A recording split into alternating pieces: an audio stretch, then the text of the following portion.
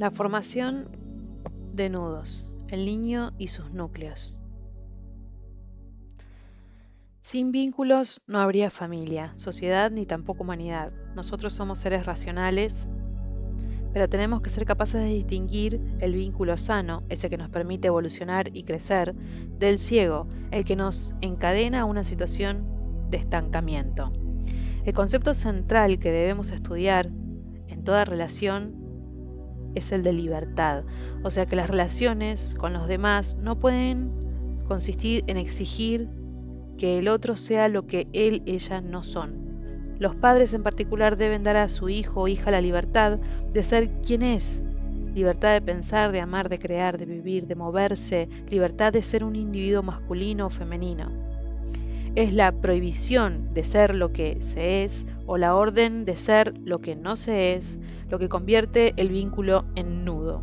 Órdenes y prohibiciones adquieren en general forma de carencia o de exceso impuesto al niño por parte de quienes lo educan. Para poder comprender la formación de los nudos es necesario precisar ante qué concepto tenemos del desarrollo de un niño. Tenemos que precisar antes qué conceptos tenemos del desarrollo de un niño. Muy esquemáticamente, se puede decir que en la psicología tradicional existen dos tendencias que se oponen, pero que son complementarias. Una consiste en considerar el inconsciente infantil como el receptáculo de un pasado salvaje. Luego desarrollaremos la distancia que hay entre nuestra visión y la teoría freudiana del perverso polimorfo. Mientras que la otra tendencia exalta al niño como si la inconsciencia infantil fuera el sumum de las cualidades humanas. En consecuencia, se habla de el niño interior, que supuestamente sería una fuente inagotable de creatividad, inocencia y energía sin fin. En cuanto a nosotros, consideramos que la infancia es la experiencia humana un peldaño para conducirnos a los diversos grados de la madurez y posteriormente acabar en el más alto del nivel del ser humano, la vejez. Concebir al ser humano como alguien en constante progreso, en transformación y con una finalidad nos permite afirmar que es posible desarrollarse hasta llegar al momento de la muerte que acontece a la hora exacta, jamás demasiado pronto y en un luminoso estado de conciencia. Cabe imaginar también que en el instante de nuestra desaparición continuamos con nuestro desarrollo. Las personas instaladas en un estado de insatisfacción infantil mueren insatisfechas, sin posibilidad de un desarrollo final. Es imposible morir en paz si no hemos llegado a sentir satisfacción. Por este motivo, la primera curación que se debe desear en una persona gravemente enferma es su curación espiritual. Esto hace necesario el tratar de convertirse verdaderamente en uno mismo mientras quede tiempo. Estar siempre alerta. Un accidente mortal puede suceder en cualquier momento e intentar no verse sorprendido por la muerte en un estado de insatisfacción. En el capítulo 9 veremos cómo la conciencia aguda de la muerte y su estudio en el árbol genealógico son elementos esenciales de trabajo. Se trata de comprender cómo en nuestro árbol genealógico los adultos más o menos evolucionados acompañaron también el desarrollo de sus propios hijos. La teoría psicoanalítica dominante en el siglo XX está basada en la noción del perverso polimorfo introducida por Sigmund Freud.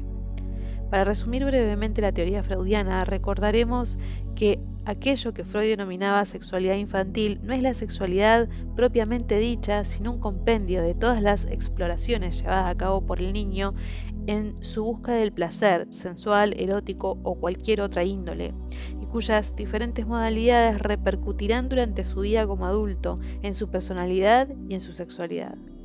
El concepto perverso polimorfo que tanto chocó a los contemporáneos de Freud significa que el niño explora lo que los psicoanalistas llaman pulsiones parciales, o sea, los elementos funcionales disociados del cuerpo, succión, control de esfínter anal, etc., que se unifican en la adolescencia para conformar la sexualidad adulta. El término perverso lo utiliza Freud en función de la moral de su época para señalar que esta actividad autoerótica del niño le ejerce sin ninguna sensación de culpa. Pero el presupuesto de esta teoría equivale a definir el inconsciente y en particular el ello, conceptualizado por George Grodek y adoptado por Freud, quien distinguía el circuito pulsional de la psique humana, indiferente a todas las normas, a toda la realidad y regido por el único principio de satisfacción inmediata. Y hace una aclaración. Sigmund Freud, Introducción al Psicoanálisis. Damos a las más antiguas de estas estructuras o instancias psíquicas el nombre de ello. Su contenido comprende todo aquello que el ser aporta naciendo, todo lo que ha sido constitucionalmente determinado y por lo tanto antes de todas las pulsiones emanadas de la organización somática que encuentra en el ello bajo formas que no siguen siendo desconocidas, un primer modo de expresión psíquica. Como el receptáculo de un pasado salvaje de la humanidad. Según el psicoanálisis, el ello sería la instancia dominante entre los recién nacidos. Freud hizo del término pulsión, en alemán Trieb, que significa también instinto o impulso, el concepto de base de su sistema de pensamiento. El psicoanálisis lo define como un impulso, un movimiento interno o externo que aspira a la satisfacción. Lo que los herederos de Freud jamás imaginaron, pensaron o conceptualizaron fue que el futuro pudiera ser activo en el ser humano. De igual forma, los científicos argumentan que el humano apareció en la Tierra por casualidad, sin imaginar ni siquiera por un instante que pudiese tener una intención de futuro, la necesidad del universo de crear conciencia. Si aceptamos la hipótesis de que el universo tiene un plan muy preciso con un objetivo final, cualquiera que éste sea, y que ese objetivo se refleja en algo que nosotros hemos denominado supraconsciente, que forma parte del inconsciente tal como nosotros lo concebimos, unión del pasado y del futuro. Ya no podemos considerar al niño como un perverso polimorfo, sino como un ser movido por una finalidad muy precisa, la de participar a su irreemplazable manera en la formación de la humanidad y en su evolución hacia una conciencia total. De cara a esta finalidad, el ser humano no está terminado, sino que se encuentra en pleno desarrollo. Todas las acciones, todos los accidentes planetarios, catástrofes ecológicas, guerras, crisis económicas, etc., podrían considerarse emanados de una falta de conciencia de la humanidad pasada, representando además los obstáculos necesarios para que la humanidad futura pueda llegar a su plena realización, porque sin obstáculos no hay crecimiento.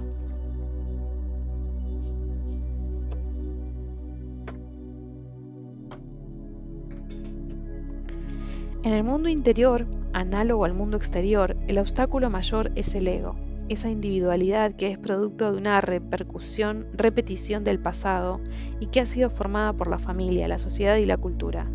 Este ego es tan necesario como lo es un huevo para la eclosión de un polluelo. El ego no es otra cosa que un fragmento del ser, y las pulsiones infantiles, lejos de ser una repetición de crueldades pasadas, son, por el contrario, la matriz de las cualidades esenciales futuras. Cuando, por ejemplo, un niño se masturba, está creando las condiciones de una sexualidad madura, completamente desarrollada, que podrá desplegarse hasta llegar a la sexualidad sagrada, es decir, la unión del orgasmo y el éxtasis. Pero frente a esta práctica, la sociedad enferma del siglo XIX cauterizaba el clítoris de las niñas pequeñas, causándoles heridas físicas y psíquicas duraderas, o hacía recaer sobre los niños la amenaza de castigos infernales o disfunciones como la ceguera o la sordera. En una sociedad, estos son típicos ejemplos de abuso colectivo por una falta de conciencia generalizada. Si empleáramos una imagen poética, sería que al igual que la vida y la conciencia están en potencia en la explosión de una galaxia, el ser humano consciente está también en el niño. Sus pulsiones, por retomar este término del psicoanálisis, deberían ser respetadas y acompañadas como germen que son de una cualidad futura del ser humano realizado. Pero todo niño que nace es acogido en medio de una ganga mineral de ideas, sentimientos, deseos y necesidades adquiridos del pasado por el árbol genealógico. Si los padres acompañan el desarrollo del niño hasta que alcance su máximo nivel de conciencia, le podrían ayudar a superar y transformar a su manera y con su genio propio su formación transgeneracional. En cambio, cuando este proceso, que debería ser realizado en un ambiente feliz y equilibrado, por una serie de intereses, prejuicios, repeticiones y abusos, es frenado, resultando entonces impedido, el niño permanecerá prisionero de todo o de parte de esa ganga del árbol y desarrollará diversas neurosis. El término pulsión, que ya vimos que designa la relación del niño con la satisfacción de sus necesidades y placeres corporales, queremos sustituirlo ahora por el del núcleo, para designar con él una potencialidad todavía indiferenciada que se expresa en una manera a la vez cándida y reprimible, o sea, sin ninguna clase de autocensura y con una fuerza imperiosa. El estudio de centenares de árboles genealógicos nos ha permitido aislar 6 nudos principales, todos ellos procedentes del núcleo que les corresponde. Estos 6 núcleos contienen en parte las pulsiones descritas por Freud, pero sobrepasan los dominios de las necesidades materiales y los deseos eróticos y atañen a la totalidad del ser humano en potencia, que es el niño. Su relación con los sentidos, la moral y el lenguaje, el intelecto, su relación afectiva con su entorno, las emociones, la relación con su líbido, con los objetos que le rodean, sexualidad y creatividad de información, sus necesidades, su cuerpo y su espacio, vida material, también las etapas de su desarrollo espiritual, su conciencia, y por el núcleo social, la forma en que su familia se articula con la sociedad en la que él se va a proyectar muy pronto, en cuanto haga su entrada en la guardería o el colegio. Un nudo se forma cuando los padres u otros miembros de la familia son incapaces de acompañar el crecimiento del niño de una manera equilibrada. La formación de los nudos obedece a 2 mecanismos principales, la carencia y el exceso. Cuando el niño es víctima de una carencia, escasez, ausencia, abandono, rechazo, privación, etc., una parte de él tendrá a permanecer atada en la edad en la que tuvo lugar la carencia, esperando indefinidamente hasta que se le dé lo que nunca ha recibido. El nudo se crea entonces por defecto del progenitor. Cuando por el contrario es víctima de un exceso, invasión, relación de fusión, toma de poder, exigencia excesiva de alguno de sus progenitores, transición brusca de la sexualidad, sobrealimentación, etc., se originará en él un trauma que igualmente se fijará a la edad en la que el hecho tuvo lugar. El niño incapaz de regular ese exceso impuesto por el adulto permanecerá atado al núcleo en vez de evolucionar más allá de este. Estas carencias y excesos pueden estar provocados por circunstancias independientes de su voluntad, enfermedad, muerte, exilio, etc., pero por regla general obedecen muy frecuentemente a procesos de compensación y de proyección, de los que ya hemos hablado. El niño representa para sus padres otro personaje más del árbol, padre, madre, hermano, tío, abuelos, etc., a quien un nudo anterior ha quedado sin resolver. El adulto decide inconscientemente que lo que haya vivido con una persona determinada o el trauma que ésta le infligió le compensará en su relación con el niño, que se encontrará entonces privado del vínculo al cual podría legítimamente aspirar, o bien podría verse estorbado por una relación que nada tiene que ver con él. Por ejemplo, es muy frecuente ver a una madre que, por no haber tenido una relación satisfactoria con su propio padre, traslada sobre su propio hijo toda la demanda afectiva y esperanzas frustradas de la relación que mantuvo con su padre. El niño crece entonces en un clima relacional impuesto que literalmente lo esculpe, mientras que su abuelo paterno se convierte, conscientemente o no, en una suerte de modelo ideal o de contraste con el que se ve permanentemente comparado. Igualmente, un padre que hubiera sido el segundo de los hermanos y que hubiera tenido que sufrir los violentos incordios del mayor, puede trasladar sobre su primer hijo toda la rabia que le hubiera podido quedar de aquella relación humillante, favoreciendo de manera excesiva a su segundo hijo con el cual se identifica. La mayoría de estas desviaciones relacionales se lleva a cabo de forma completamente inconsciente y a pesar de las mejores intenciones de los adultos. Conciernen a todas las generaciones y es necesario comenzar a descubrirlas en la tríada madre, hijo, padre, antes de remontarnos 1 o 2 generaciones más atrás. Un error o una resistencia frecuente consiste en buscar a 4 o 5 generaciones de distancia la raíz de un nudo o una herida y relacionar, por ejemplo, los sentimientos de abandono permanente de un consultante con un tatarabuelo huérfano de sus dos padres. Y ello, en vez de clarificar los nudos relacionales en las 4 generaciones más próximas y analizar sus respectivos encadenamientos, lo que permite ver que las conductas de abandono están ahí mismo entre los padres y los abuelos y bajo el manto de una educación normal.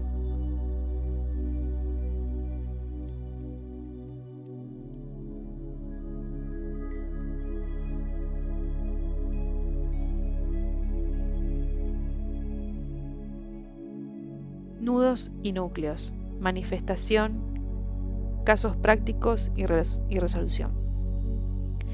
Hemos visto ya que en el niño los núcleos son potencialidades ricas en energía vital, energía de la libido y energías afectivas e intelectual, pero también son tan frágiles como lo puedan ser los brotes tempranos de una planta.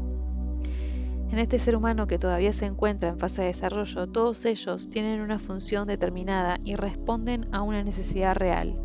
Pero si en vez de acompañar al desarrollo de ese núcleo y en consecuencia su estallido, los adultos lo paralizan estableciendo nudos relacionales, el núcleo persistirá hasta más allá de la infancia, convirtiéndose entonces en una restricción para las 4 energías, en una vitalidad estancada o calificada que impedirá a las personas vivir plenamente en su destino como adulto. La mayor parte de estos núcleos persistentes proceden directamente de un nudo formado por un miembro de la familia más cercana, aquejado él mismo a su vez por otro núcleo persistente y resoluto.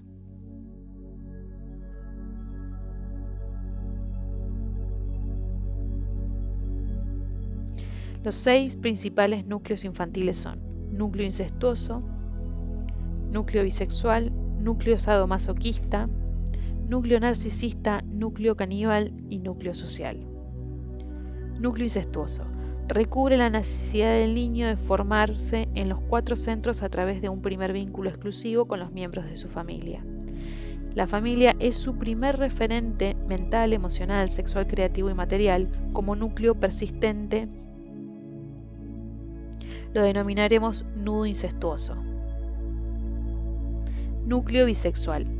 Designa nuestra naturaleza bisexual inicial, que conduce al niño a explorar con gran libertad y a un mismo tiempo sus respectivas relaciones con el sexo opuesto y con un mismo sexo, con el fin de construir su propia identidad sexual en el futuro. Como núcleo persistente lo denominaremos nudo homosexual. Núcleo sadomasoquista. Designa la exploración necesaria que hace todo niño en el transcurso de su crecimiento del dolor como elemento fundamental de la vida. Se trata a la vez del dolor padecido y el dolor causado. Ambos son fuente de una intensidad que el niño va a aprender a integrar sanamente en su existencia. Núcleo narcisista. Recubre todas estas etapas del desarrollo en las que el niño se convierte en su propio y privilegiado referente, construyendo así su capacidad para diferenciarse de los demás, en un primer periodo de la madre o persona que cuida de él, y de reconocerse a sí mismo. Núcleo caníbal. Este núcleo representa todas las etapas del desarrollo en las que el otro, en general un progenitor, es la fuente de la que el niño se nutre materialmente, o bien en el plano sexual, creativo, afectivo y mental. Se trata de una apropiación legítima por parte del niño de la energía física o psíquica del otro. Núcleo social. Designa el proceso de asimilación del niño en el grupo, de inicio en el seno de la familia propiamente dicho y luego a través de la propia familia durante las etapas de su necesaria socialización. Como núcleo persistente lo denominaremos nudo de neurosis social. Todos estos núcleos están idealmente llamados a desaparecer para dejar su lugar a un adulto liberado de sus ataduras incestuosas y plenamente activo en el mundo, placenteramente instalado en su identidad sexual y en sus preferencias eróticas, capaz de soportar el dolor sin que éste se convierta en sufrimiento, narcisistamente estable pero consciente de la existencia del otro, capaz de hallar sus propias fuentes de energía y de nutrición sin transformarse en predador, de comunicarse con su prójimo desde el auténtico intercambio y por último completamente socializado, aunque sin perder el contacto con su identidad esencial. La acción limitadora del árbol genealógico está en general ligada a la persistencia de uno o varios nudos, ya en edad adulta en uno o varios de los 4 centros. Se podría decir que los nudos adultos son los representantes de la acción directa del árbol genealógico en el interior de la psique. En general, estos nudos están incrustados de tal manera en la formación más profunda de la identidad de las personas que lo sufre, que sin poder detectarlos declara cosas como: es que mi carácter es este, yo soy así, así es la vida, así va el mundo, yo hago lo mismo que los demás, es que esto es algo muy normal, etc.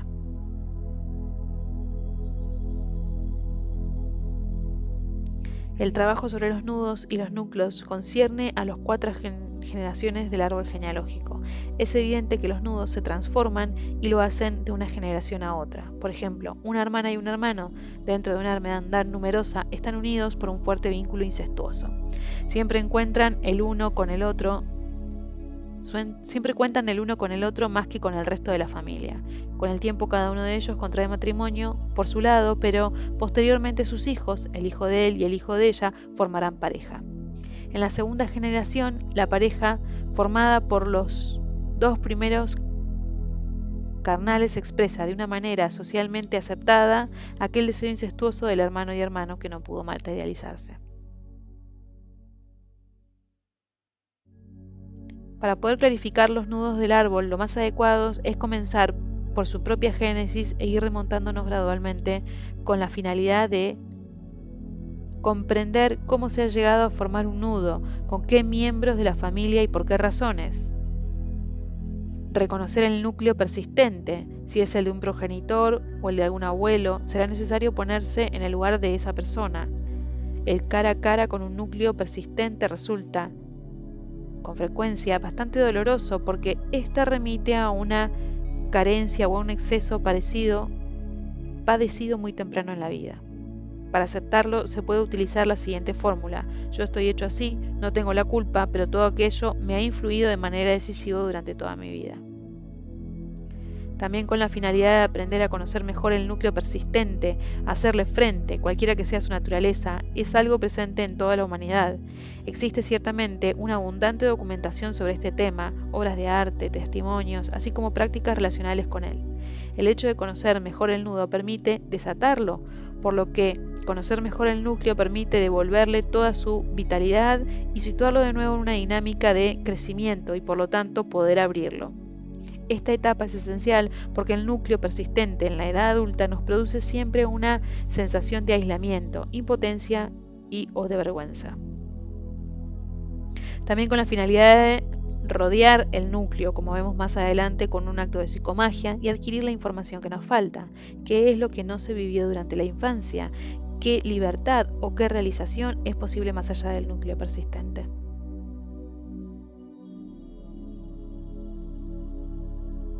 Por supuesto, de lo que se trata es de evolucionar, no de cambiar de arriba a abajo. La huella del núcleo permanecerá presente como rastro de una personalidad más o menos afirmada y se podrá exaltar el antiguo nudo dándole una utilidad y haciendo de él una fuerza al asumirlo enteramente, en lugar de que siga siendo una debilidad o un bloqueo. Sin una ligera persistencia del núcleo sadomasoquista, es impensable ser un buen cirujano, un buen carnicero o un buen practicante de meditación vipassana. El núcleo narcisista es siempre muy ventajoso para las artes escénicas y en general para todas las profesiones en las que haya que demostrarse ante los demás.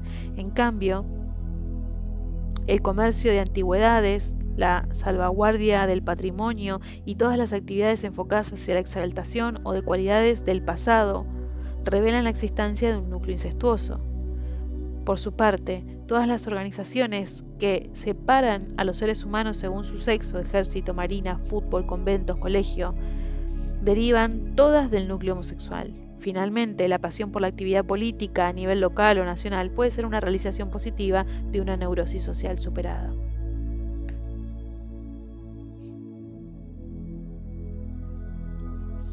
A partir de aquí vamos a estudiar mucho más detalladamente los 6 núcleos infantiles que determina su persistencia hasta la edad adulta y algunas de las principales soluciones psicomágicas que cada tipo de núcleo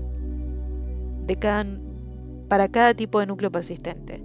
Veremos asimismo y para cada uno de los núcleos a qué necesidades psíquicas del niño responden, cómo el núcleo se va transformando en un nudo a causa de una carencia o de un exceso impuesto por los entornos familiar y educativo y cuáles son las consecuencias de la persistencia de un núcleo hasta la edad adulta.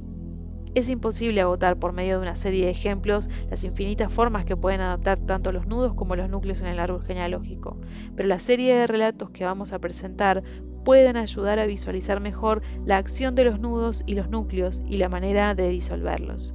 En ciertos casos irán acompañados de un acto de psicomagia que ha sido creado específicamente para esa persona, mientras que en otros casos la mera toma de conciencia resultará suficiente para desatar el nudo y superar el núcleo.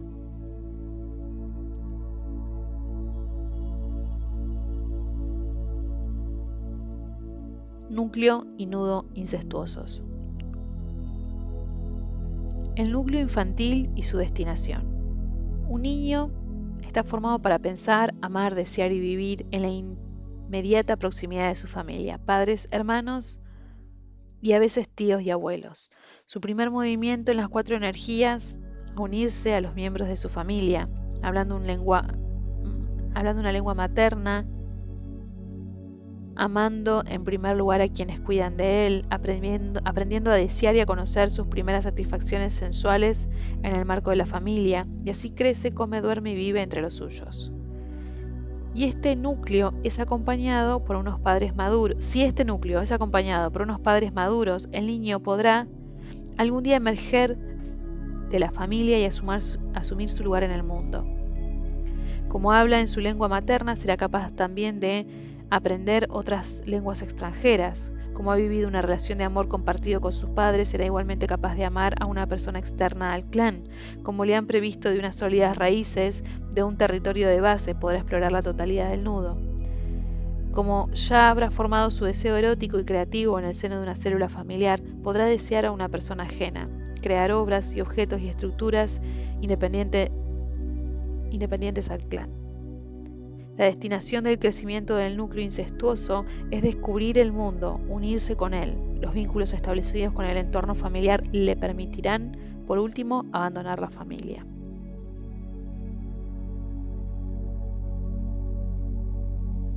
El nudo o el núcleo incestuoso adulto. Este es un nudo muy frecuente porque la relación con los padres es la más importante y muy a menudo se ve perturbada en el árbol genealógico. El incesto es al mismo tiempo uno de los mayores tabúes de la humanidad y un impulso universal. Ahora bien, ya como hemos visto en el capítulo que trata sobre la tríada, el niño es absolutamente dependiente de la relación que sus padres le propongan. Si estos son padres ausentes, han fallecido o tienen dificultades para asumir su papel parental, se creará un nudo incestuoso de la misma categoría que si uno de los progenitores o los dos a la vez impusieran al niño una relación excesivamente opresora o demasiado exclusiva, dominante y funcional. Ese mismo niño, cuando sea adulto, conservará una fijación parcial o total con uno o varios miembros de la familia. El proceso de realización emocional podría resumirse esquemáticamente de la siguiente manera. En un principio, el bebé vive en simbiosis con la madre. Después se descubre e identifica como un ser distinto. Más adelante descubre la existencia del otro y por último del nosotros, es decir, de la identidad transpersonal. Los nudos incestuosos del árbol genealógico obstaculizan este proceso o cualquiera que se haya visto privado del mismo no puede tener acceso a su ser esencial y vive en un estado permanente de rabia. En la fijación incestuosa, con la apariencia de un amor desmesurado por la familia, lo que hay en realidad es un odio subyacente. La base del incesto reside en el dolor rencoroso de no poder ser uno mismo. Todo nudo incestuoso produce un aislamiento. Si la destinación del núcleo incestuoso infantil es la apertura al mundo, el efecto del núcleo incestuoso adulto es el aislamiento en el seno de la familia, la incapacidad para protegerse a sí mismo del mundo. Los escasos testimonios que existen de parejas incestuosas que hayan logrado superar de común acuerdo y en total libertad el tabú del incesto nos enseña que la realización del incesto produce un sentimiento de gran superioridad sobre el resto de la humanidad, paradójicamente unido al de la vergüenza social que va a separar a la pareja en cuestión del resto de la sociedad. En cuanto a los casos extremos de actos incestuosos violentos y abusivos, con frecuencia aparecen en los titulares. Estos casi siempre terminan juzgándose, siendo el responsable condenado a la cárcel. Y acá hace una aclaración. Por ejemplo, en el abril del 2008, Josef Fritzl,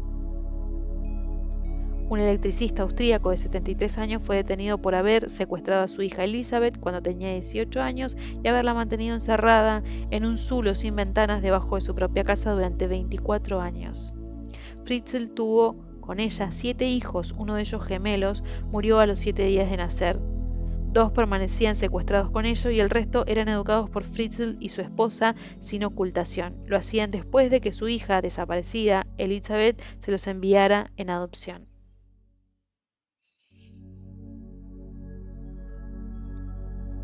El nudo incestuoso puede provenir de una carencia. Cuando uno de los progenitores fallece prematuramente, es corriente que se convierta en un modelo insuperable e ideal sobre el que el niño proyecta todas las cualidades posibles e imaginables. Toda carencia relacional prolongada genera un nudo incestuoso nacido de la propia carencia. Por ejemplo, un niño que no ha tenido con su padre una relación intelectual u otro tipo de comunicación puede convertirse de adulto en un fanático defensor de las ideas paternas y no vivir más que según las creencias y la moral de su padre, con la esperanza inconsciente de atraer su atención, incluso aunque haya muerto. Igualmente, una persona que no ha sido querido por sus padres puede compensar tal carencia afectiva, tras el fallecimiento de ambos, apegándose en exceso a la casa familiar que se convertirá en el centro de su mundo. El nudo afectivo, yo nunca he sido querido, se convierte así en un núcleo incestuoso material. La casa de mis padres viene a reemplazar ese amor que nunca me dieron y, si fuera necesario, me arruinaría por salvarla. El nudo puede ser la consecuencia de un exceso, de una relación impuesta. Tenemos como ejemplo la frecuente situación en la que un progenitor forma pareja con el hijo. Una mujer decepcionada de su marido vuelca todo su afecto sobre su hijo, que crece con el peso de una relación que no le corresponde ni a su edad ni a su estatus, y lo hace prisionero de un nudo. No puedo abandonar a mi mamá, se moriría.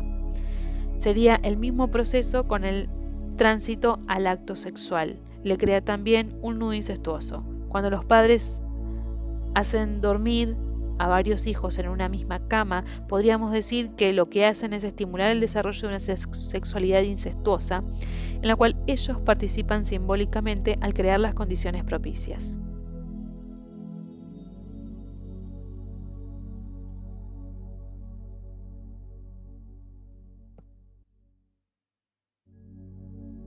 El núcleo incestuoso adulto en los 4 centros. Para reconocer la existencia de un núcleo incestuoso en el árbol genealógico, he aquí 4 ejemplos que pueden ponernos tras su pista. Núcleo incestuoso intelectual. Se piensa como el padre o la madre, se defienden sus ideas. No se habla más que su lengua y no se consigue desprenderse de su acento de origen al aprender una lengua extranjera. Cursa determinados estudios para ser reconocido por ellos o bien fracasa para atraer su atención. Adopta de sus padres su sistema de valores y vota los mismos que ellos. Sistemáticamente les pide consejo antes de hacer cualquier cosa y se deja influenciar por sus opiniones o por la de su hermano y discute siempre con sus padres para poder reencontrarse en la relación conflictiva infantil, la única que conoce. Núcleo incestuoso afectivo. El objeto principal del amor es el padre o la madre o un hermano. Una hermana se casa con el mejor amigo del hermano, incesto por poderes. Un hombre permite que su madre le separe de todas sus novias. La hija se casa con un hombre que se llama igual que su padre. que es un empleado de su padre, que es un amigo de su padre. No se enamora más que de personas que ya tienen pareja, reproduciendo entonces el triángulo edípico en el que el padre o la madre son el rival. La pena de amor por no haber sido querido por el padre o la madre impulsa a la persona a permanecer soltero durante toda su vida o proyectar sus relaciones afectivas idealizadas sobre personas inaccesibles. Delirio eroromántico. No, delirio erotomaníaco. Nada que ver. Núcleo incestuoso sexual creativo. Una relación incestuosa en el pasado deja un elemento de fijación, un secreto, una vergüenza, un fantasma, un bloqueo, incluso un hijo no nacido de un incesto familiar. El hijo permanece virgen o se vuelve impotente para no traicionar a su madre. La hija se convierte en ninfómana o frígida después de haber sido seducida sexualmente por su padre, quien le ha hecho experimentar los únicos orgasmos de su vida. En el plano creativo, el hijo repite y prolonga la obra artística del padre o madre copiando su estilo, chupando de su universo y uniéndose al progenitor incestuosamente a través de esa creación. Núcleo incestuoso material. Un niño llega a adulto y vive del dinero de sus padres, duerme en la cama de ellos, se pone la ropa de otros miembros de la familia, no come nada que no sea platos preparados por su madre o su padre u otro familiar, trabaja en el negocio de la familia, en un puesto que no le permite desarrollarse, etc.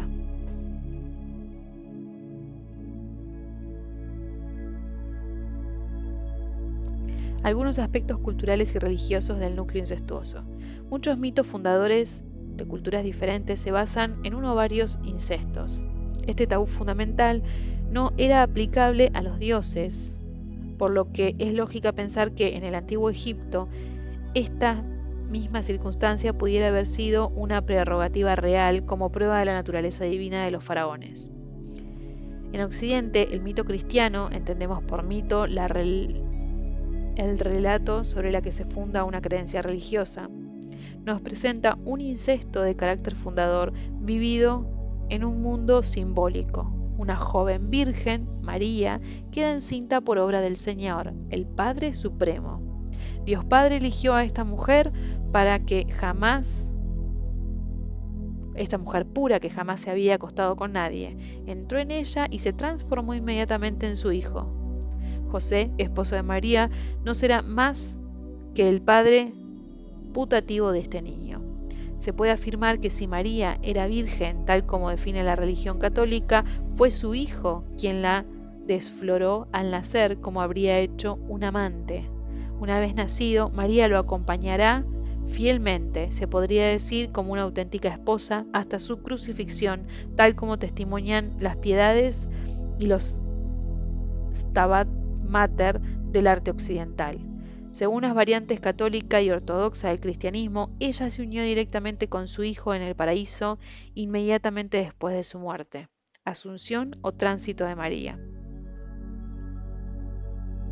Traducido al lenguaje del árbol genealógico, este relato fundador produce en las mujeres del ámbito cultural cristiano la misión de engendrar un hijo perfecto a través de la cual ellas se podrán realizar y cuyo padre simbólicamente deberá ser el propio Dios, es decir, para la psique de la niña pequeña, su propio padre.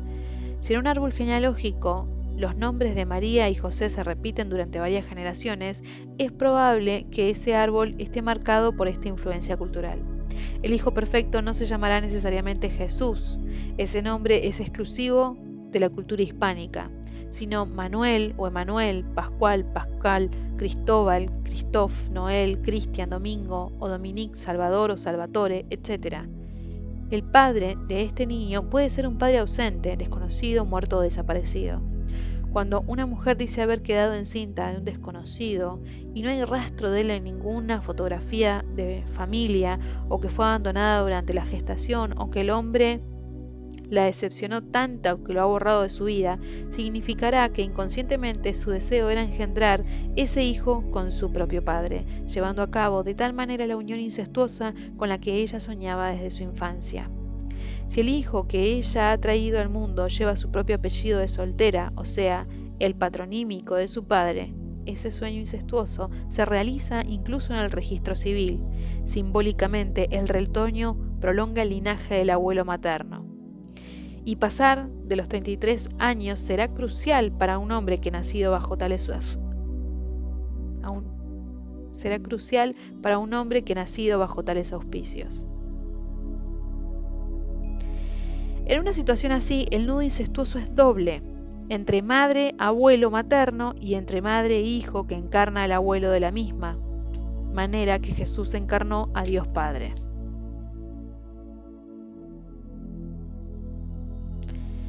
Psicomagia y resolución del núcleo incestuoso. El núcleo incestuoso es uno de los más habituales. Su manifestación, bajo diversas formas, se orienta hacia el deseo de tener una relación íntima con el padre o la madre y a veces con el hermano o la hermana. Esta intención infantil perdura como si fuera una obstinada energía que se ha marcado un objetivo. Como señaló Oscar Wilde, la mejor manera de vencer una tentación es caer en ella.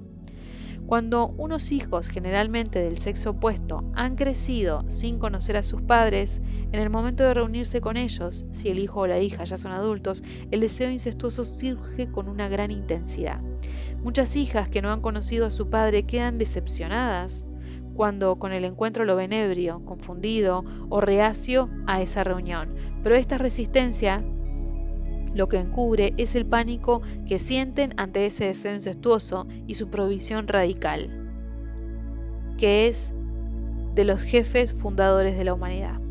El acto de psicomagia central para este núcleo consiste en llevar a cabo, metafóricamente, una relación íntima, sexual, con un miembro de la familia, algo que deberá realizarse sin autocrítica alguna, dado que jamás se es responsable de los nudos cuyo rastro alguien lleva sobre sí. La persistencia del núcleo fue creada por los propios padres. Si mi padre o mi madre han hecho de mí su pareja afectivo-sexual, si me han hecho dormir con mis hermanos o hermanos en la misma cama, y si yo no he sentido jamás la mínima muestra de afecto por parte de mis padres, es absolutamente legítimo que yo tenga un núcleo incestuoso y resultará liberador que yo lo acepte haciéndolo frente metafóricamente. Acto psicomágico. Se debe vestir con la ropa sustraída en secreto del padre o la madre a una persona que nos dé su consentimiento. Si el préstamo resultara imposible, puede imprimirse en una camiseta la foto del progenitor o progenitora, o bien escribir el nombre de dicho progenitor en la frente de nuestro colaborador. Una vez que el padre o la madre metafóricamente se hayan vestido con esta ropa, deberá pronunciarse este diálogo introductorio. ¿Acepta ser en este acto de psicomagia mi padre o mi madre? Añadir el nombre de pila del progenitor. En este acto de psicomagia acepto ser tu progenitor. Inmediatamente el hijo deberá proponer al progenitor el acto sensual afectivo y, si fuese conveniente, también sexual. En todo momento el hijo podrá modificar o interrumpir el curso de la relación íntima. Si el núcleo tiene una dimensión sexual importante, si se ha producido una inhibición sexual, lo preferible será mantener una relación sexual completa, incluyendo un orgasmo real o muy bien disimulado por parte de los dos colaboradores. Cuando el hijo considere concluido el acto de psicomagia, desvestirá a su colaborador y le agradecerá su intervención. Con esta forma ritual: gracias por haber representado a mi padre, madre, decir el nombre, en este acto de psicomagia. La elección del colaborador es importante. Ante todo, jamás debe proponerse un acto de esta naturaleza como medio de seducción o de reconquista a un colaborador con quien mantenemos, por otro lado, un vínculo complejo. Lo ideal es que el colaborador sea alguien cuya vida estemos seguros, que sea una persona de buena voluntad y con la cual la relación afectiva y sexual esté muy clara. Al final se puede compensar con un regalo por la ayuda prestada, una merienda, una invitación al cine, etc.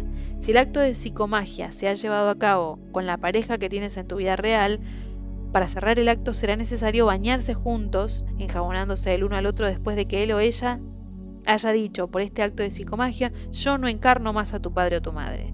Toda la ropa que se haya utilizado en el acto deberá ser enviada al tinte para que la limpien. Después deberá ser devuelta al progenitor correspondiente acompañada de un pequeño regalo, un tarro de miel, unos bombones, una botella de vino, etc.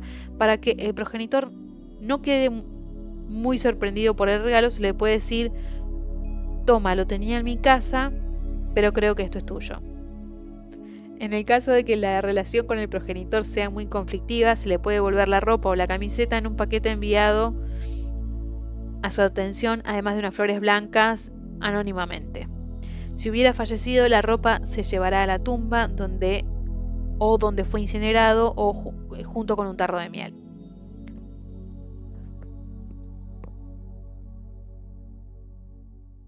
Algunos casos que ilustran la variedad de núcleos incestuosos. Caso 1. Nudo incestuoso madre-hijo. Tras quedar precozmente viuda y sin hijos de su primer marido, Salvador, fallecido de un infarto, Marta volvió a contraer matrimonio con José, de 33 años de edad, y hermano de su desaparecido esposo. De su unión nació un niño al que pusieron el nombre Salvador como el difunto. Justo después de este nacimiento, Marta decidió dormir en una habitación aparte. Aquí el nudo incestuoso era múltiple, entre madre e hijo, que representaba al esposo fallecido, y también entre José, que se sentía rechazado, y su difunto hermano, cuya viuda él había desposado. Es necesario destacar que el padre de Marta se llamaba Álvaro. Todas las letras de este nombre se pueden encontrar en Salvador. El joven Salvador creció en medio de un nudo incestuoso afectivo y material, estrechamente ligado con su madre. Cuando ella murió, Salvador tuvo una fuerte crisis de identidad hasta que se encontró a María, la joven con la que se casó. Pero durante la luna de miel, él perdió su alianza y al volver a casa, él la reemplazó por la alianza de su tío Salvador, el difunto, que su madre había guardado como tesoro tras la muerte de su marido. Algunos meses más tarde sufrió un infarto, pero no murió. Eso le incitó a comenzar un trabajo sobre su árbol genealógico. Su primera toma de conciencia respecto a los nudos incestuosos del árbol genealógico le mostró el nudo de identificación con su tío fallecido. Llevó a cabo numerosos actos de psicomagia, incluyendo particularmente el incesto metafórico con su madre, para después ir a enterrar la alianza de su tío Salvador a la tumba de su madre mientras le decía: te devuelvo a tu amado. Caso 2. Padre incestuoso. La madre de esta niña había muerto cuando ella tenía solo 11 años. En realidad se había suicidado, pero a la hija se le ocultó la verdad durante mucho tiempo. El padre, médico y hasta el último momento dedicado a su esposa depresiva, sufrió un auténtico impacto emocional en el momento de esa muerte, vivida por él como un fracaso personal, pues su trabajo consistía en salvar vidas. Poco después de los funerales, convocó a su hija a su habitación y con el pretexto de instruirla le mostró cómo se debía masturbar un sexo masculino, el suyo. Tras este hecho no hubo ya ninguna otra aproximación incestuosa entre el padre y la hija, aunque ella, de adulta, cargaba un fuerte nudo incestuoso cristalizado por el gesto de su padre. El estudio de su árbol genealógico le permitió comprender que no era solo debido a aquel abuso sexual y emocional por lo que ella sufría, sino también por la dirección única que su padre había impuesto desde aquel día en la relación. Él solo se había preocupado de su propio órgano sexual y de su propio orgasmo. El acto de psicomagia concebido especialmente para esta consultante consiste en que se masturbe mientras sostiene en una mano una fotografía pequeña de su padre, que ya ha fallecido.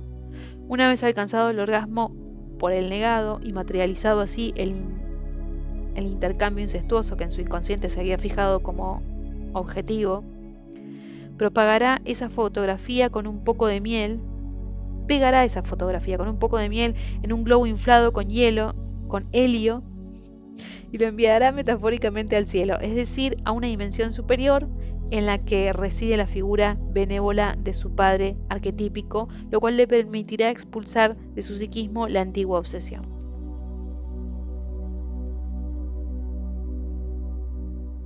Caso 3. Nudo incestuoso madre, padre, hijo. Una niña, hija de un militar y de una ama de casa, llamó una noche a la puerta del dormitorio de sus padres porque le dolía la tripa. Los padres, interrumpidos en su relación sexual, la reprendieron duramente instándola a que no volviera a molestarlos. Cuando se hizo adulta se convirtió en amante de una pareja, sin poder salir de ese rol que desempeñaba como tercera persona sin importancia. En el caso de esta mujer, fue la atención amorosa que tanto le faltó de sus padres lo que fijó en ella como núcleo el deseo de seducirlo sexualmente. Su acto de psicomagia consiste en encontrar una pareja que acepte volver a interpretar aquella escena y que cuando ella, interpretando su papel de niña, llame a la puerta del dormitorio, le ofrezcan la atención y los cuidados necesarios, dándole un mensaje en el vientre con un aceite perfumado. En ocasiones, el núcleo incestuoso se desvía hacia una relación sexual, mientras que es la necesidad afectiva lo que permanece en realidad insatisfecha. Caso 4. La pareja hermano-hermano. Los dos niños de este caso habían pasado toda su infancia durmiendo en la misma habitación. Él era 2 años mayor que ella. Nunca se dio el paso al acto sexual, pero ambos crecieron en un clima incestuoso, siempre animados por sus padres, que encontraban a su parejita absolutamente encantadora. Él, ya adulto, se casó con una mujer que tenía el mismo nombre que su hermana, a quien posteriormente hizo madrina de su primer hijo. Ella, por su parte, llegó a los 29 años sin haber encontrado el hombre que necesitaba, puesto que toda la presión del árbol genealógico había tendido a convencerla de que su compañero por excelencia era su propio hermano. La realización metafórica del incesto con un colaborador que acepte desempeñar el papel del hermano permitirá a esta joven mujer liberarse de su núcleo. Ella misma situará debajo de la cama 2 pares prismáticos que ofrecerá luego a sus padres. Estos prismáticos con la metáfora de un útil que permite ver, ya que los padres con su ceguera crearon la pareja incestuosa hermano-hermano. El par de prismáticos de casa, más viriles, será para la madre, porque ella comprende muy bien cuáles son las verdaderas necesidades de su hijo. El otro par, unos gemelos de teatro, nacarados y más femeninos, serán ofrecidos en paralelo al padre porque él comprende las necesidades y los deseos de su hija. Ambos juegos de prismáticos deberán ser ofrecidos sin más comentarios ni explicaciones. La camiseta con la imagen del hermano, utilizada para simbolizarle durante el acto sexual, será ofrecida también sin hacer ningún comentario, aunque previamente lavada y planchada a la esposa de este. Caso 5. La familia incestuosa. Los nudos incestuosos son numerosos en el árbol genealógico de este caso. La madre y su hermana viven juntas como pareja con su padre, que a su vez ha sido amante de su cuñada, y los abuelos son primos hermanos. La madre había establecido una relación exclusiva con su hijo y el padre con su hija. En la generación de los abuelos probablemente hubo diferentes aproximaciones al acto incestuoso entre hermanos y hermanas, incluso entre un tío y una sobrina. En la tercera generación de un árbol tan fuertemente marcado por los núcleos incestuosos, la familia formó una auténtica microsociedad en la que todos sus miembros eran interdependientes,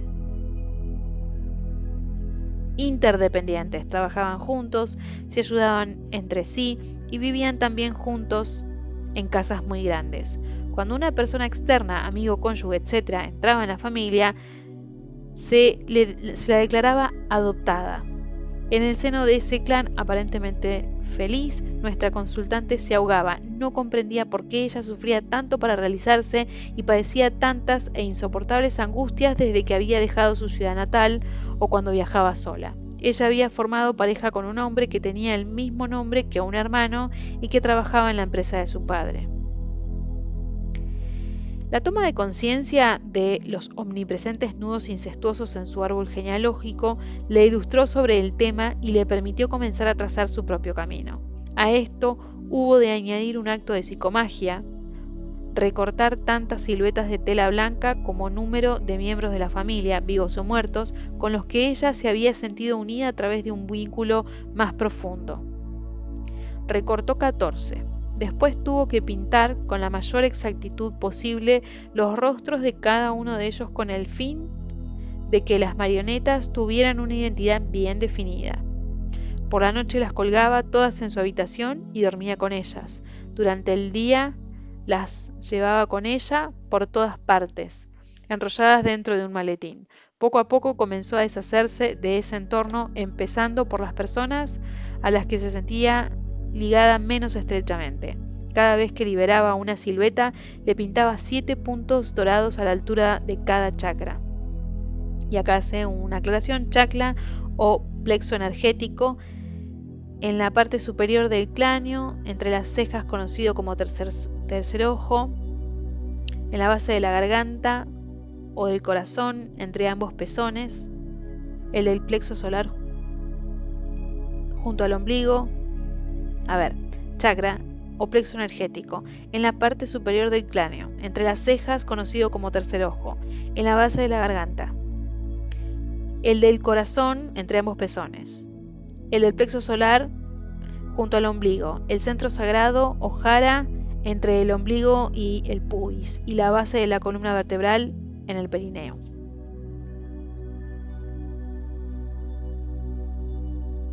Habiendo bendecido así simbólicamente a la persona a la que se le liberaba, la enviaba al cielo atada con un globo de helio en un espacio despejado, plaza, playa o campo, desde donde ella pudiera verla volar lejos de sí.